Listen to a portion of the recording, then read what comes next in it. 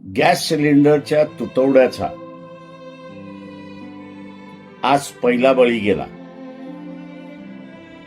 आंधवी मिर्झापूरचे वंचित बहुजन आघाडीचे माजी सरपंच शंकरराव शिरसाट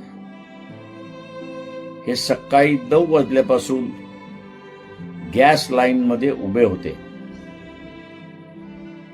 दुपारी 1-1:30च्या दरम्यान त्यांना चक्कर आली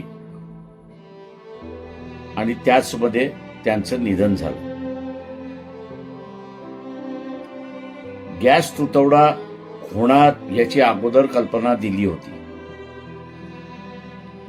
शासनाने नियोजन व्यवस्थित केलं असतं तर कदाचित माजी सरपंच शंकरराव शिरसाट यांचा जीव वाचला असता.